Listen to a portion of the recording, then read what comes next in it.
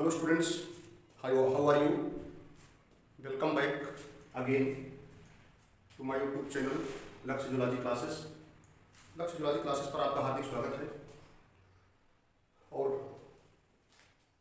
आज हम एक दूसरे इंपॉर्टेंट टॉपिक की बात करेंगे जिसका नाम है जीन साइलेंसिंग। जीन साइलेंसिंग क्या है? ये बीएससी थर्ड सेमेस्टर में है, इसके अलावा अदर क्लासेस में भी है। इसके पहले मैं mRNA synthesis that is the transcription और एमआरएनए प्रोसेसिंग की बात कर चुका हूँ। जीन साइलेंसिंग क्या है इसको समझते हैं आज step by step. Gene silencing जैसा कि नाम से ही पता चलता है, जीन साइलेंसिंग यानी जीन को साइलेंस करना। तो जीन को साइलेंस कैसे करेंगे? Gene silencing the epigenetic modification of gene expression. इसकी डिफिनीशन क्या है? Gene silencing is the epigenetic modification of gene expression leading to inactivation of previously active gene. अब क्वेश्चन है कि epigenetic modification of gene expression क्या है? Epigenetic modification का मतलब होता है हेरिटेबल अल्टरेशन। हेरिटेबल माने होता है आनुवंशिक, यानी transfer from one generation to the another generation. Heritable माने आनुवंशिक, अल्टरेशन माने बदलाव।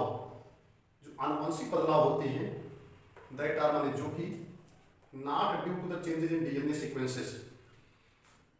एपिजेनेटिक मॉडिफिकेशन का मतलब होता है कि such kind of heritable alteration in which there is no changes in the DNA sequences. इस तरह का आनुवंशिक बदलाव जिसमें डीएनए के किसी भी क्रम में कोई बदलाव नहीं होता है, डीएनए के सीक्वेंस में कहीं कोई चेंजेस नहीं होता है, उसको कहा जाता है एपिजेनेटिक मॉडिफिकेशन। जैसे एग्जांपल है DNA methylation. DNA methylation is the best example here. तो एपिजेनेटिक मॉडिफिकेशन का मतलब होता है it is a kind of heritable alteration. यह एक तरह का आनुवंशिक बदलाव होता है, यानी ऐसा बदलाव होता है जो कि एक पीढ़ी से दूसरी पीढ़ी में ट्रांसफर होता रहता है, that is the heritable alteration. But here we have to keep in mind that there is no any changes in the DNA sequences. As like DNA methylation. DNA methylation is the popular method of the gene activation, inactivation or gene silencing. In case of DNA methylation, we have to make a process by which the gene silencing occurs, but there is no alteration in the DNA sequences. उसी को कहते हैं epigenetic modification. In one line, we can say that it is a heritable alteration that are not due to the changes in the DNA sequences. यह एक तरह का आनुवंशिक बदलाव होता है, लेकिन इस तरह के आनुवंशिक बदलाव में डीएनए के क्रम में कोई चेंजेस नहीं होता है। जैसे एग्जांपल है डीएनए मेथाइलेशन। तो जीन साइलेंसिंग क्या है? ये epigenetic modification of gene expression है, यानी जो जीन एक्सप्रेस करते हैं, जो जीन उभरते हैं, जो जीन निकलते हैं, उनके अंदर हेरिटेबल अल्टरेशन करा दिया जाता है जिससे वो जीन साइलेंट हो जाते हैं। और इस साइलेंसिंग के दौरान डीएनए के किसी सीक्वेंस में कहीं कोई चेंजेस नहीं होते हैं। आगे लिखा भी है it is the epigenetic modification of gene expression. यह एपिजेनेटिक मॉडिफिकेशन है जीन के एक्सप्रेशन का, लीडिंग माने संबंधित होता है, जुड़ा होता है, to the inactivation of the previously active gene, जिसका संबंध होता है इनएक्टिवेशन माने सक्रिय होना, प्रीवियसली माने पहले से पाए जाने वाले, एक्टिव माने होता है सक्रिय, जीन माने जीन। कुल मिलाकर के epigenetic modification of gene expression का संबंध किससे होता है? Inactivation of previously active gene. Epigenetic modification of gene expression का मतलब है पहले से जो एक्टिव जीन है उनको इनएक्टिवेट करना। ऐसे इसको बहुत अच्छे समझ सकते हैं, you can understand very well. Epigenetic modification means that of gene expression means that heritable alteration in which DNA sequences does not change. यह एक तरह का हेरिटेबल अल्टरेशन होता है, किसका? जीन एक्सप्रेशन का, जिसका संबंध होता है कि जो पहले से एक्टिव जीन होते हैं उनको इनएक्टिवेशन कराना, यानी उनको अक्रिय कराना। इसका प्रोसेस क्या है? डीएनए है, इसी द डीएनए, इस डीएनए में ट्रांसक्रिप्शनल कंट्रोल करते हैं। What is the transcriptional control? Transcriptional control means it is kind of control in which cell control the process of transcription और the conversion of DNA to the RNA. How much amount of DNA will be converted into the RNA, that will be controlled by the cell, and that process is known as transcriptional control. So the transcriptional control is the process by which the cell control the conversion of DNA to the RNA. फिर RNA का जो भी RNA transcript बनते हैं, फिर RNA के processing को control करते हैं। RNA processing means when the RNA will be synthesized after the process of the transcription, then the processing include the splicing, typing and tearing. Here the RNA processing also control for the inactivation of gene, for gene silencing. Then there is the formation of messenger RNA. RNA transcription को control करेंगे, RNA processing को control करेंगे। फिर भी जो भी RNA बनेगी messenger RNA, वो न्यूक्लियस से बाहर जाएंगे। अंदर में न्यूक्लियस से बाहर साइटोप्लाज्म है, इसको हम साइटोसाल कहते हैं। How much amount of the messenger RNA will be going from inside to the outside or from the nucleus to the cytosol? Question है कि कितने मैसेंजर RNA न्यूक्लियस से जो है साइटोसॉल में जाएंगे due to the nuclear pore. ये देखिए मैसेंजर RNA है, ये बाहर आ रहे हैं, यानी बाहर आने का मतलब कहाँ आ रहे हैं, साइटोसॉल में आ रहे हैं, क्योंकि ये प्रक्रिया पूरी सेल के अंदर हो रही है। डीएनए सेल में है, डीएनए के बाद आरएनए बनी, आरएनए में प्रोसेसिंग कंट्रोल हुई, ये मैसेंजर RNA है। अभी मैसेंजर RNA जो है बाहर जाएंगे साइटोप्लाज्म में, that is the RNA। RNA transport and localization control. How much amount of RNA will be controlled and where there is the exact location that is reached into the cytoplasm, because when the messenger RNA is going into the cytoplasm, it take parts in the process of the protein synthesis. क्यों ऐसा होता है? क्योंकि जैसे ही messenger RNA यहाँ से इस nuclear pore के द्वारा यहाँ पर आएगा साइटोप्लाज्म में, ये प्रोटीन को सिंथेसाइज करना स्टार्ट करेगा। यहाँ पहुँचने के बाद इस पर राइबोसोम बाइंड कर जाएंगे और प्रोटीन की सिंथेसिस स्टार्ट हो जाएगी।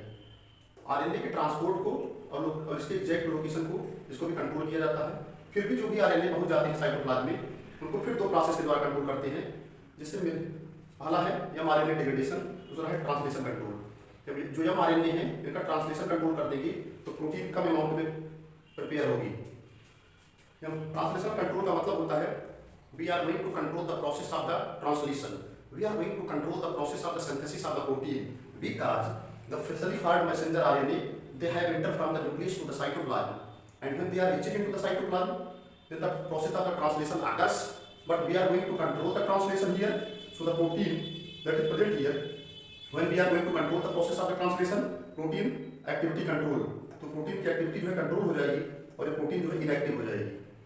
फिर क्या है, ये mRNA है, ये mRNA डिग्रेडेशन कंट्रोल, ये mRNA का जो क्षरण हो रहा है उसको कंट्रोल करेंगे, यानी डिग्रेडेशन इनके डिग्रेडेशन को जब हम कंट्रोल करेंगे तो इस तरह से जो एमआरएनए जो है इनएक्टिव हो जाएंगे। तो mRNA degradation control is leading to the inactivation of messenger RNA. If there is the inactivation of the messenger RNA, then there is no synthesis of the protein occurs. It means due to the silencing of the gene, due to the gene silencing, because the synthesis of the protein is also related to a particular gene expression.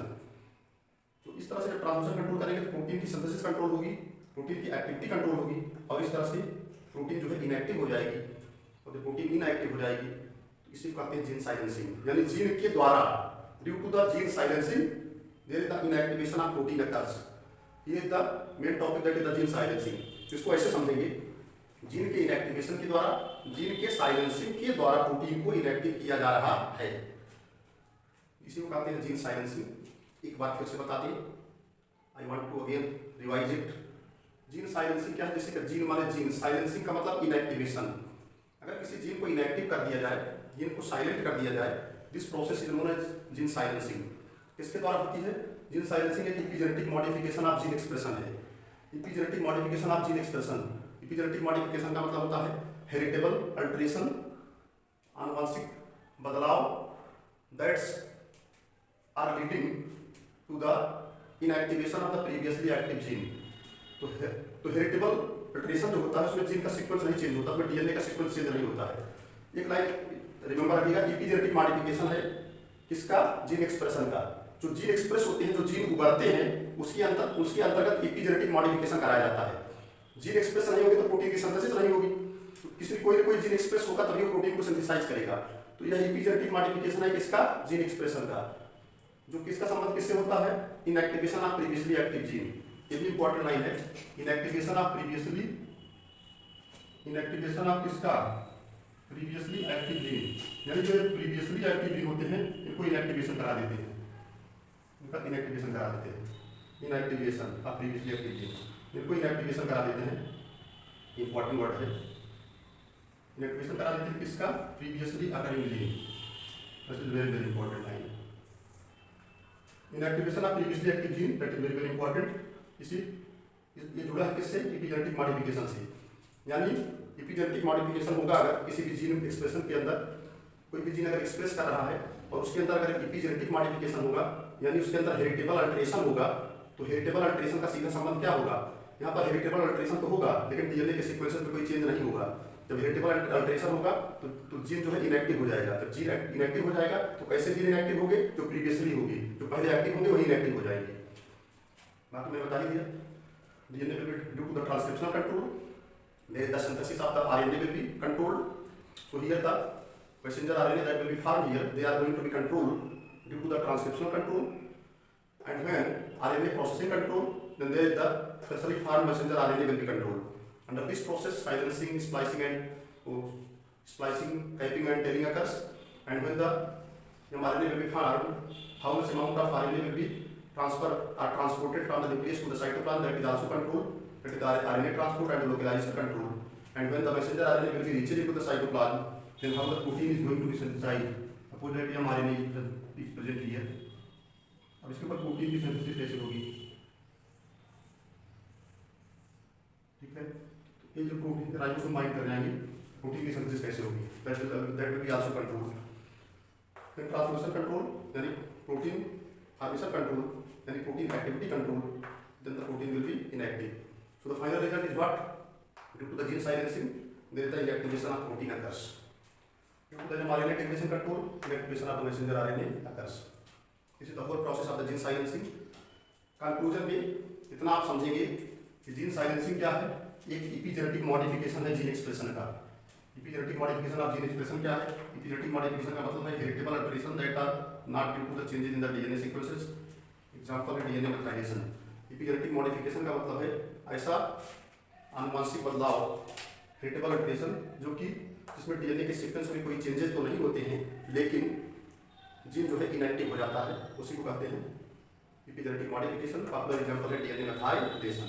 So that's all about it. I hope that all of you understand very good. आपको lecture समझ में आया होगा। अगर कोई कहीं पर आपको कोई प्रॉब्लम हो तो आप सजेशन दीजिए। Good suggestions are always welcome by me. आप हमारे चैनल को लाइक करिएगा, सब्सक्राइब करिएगा और पुनः मुलाकात होगी। Thanks for watching.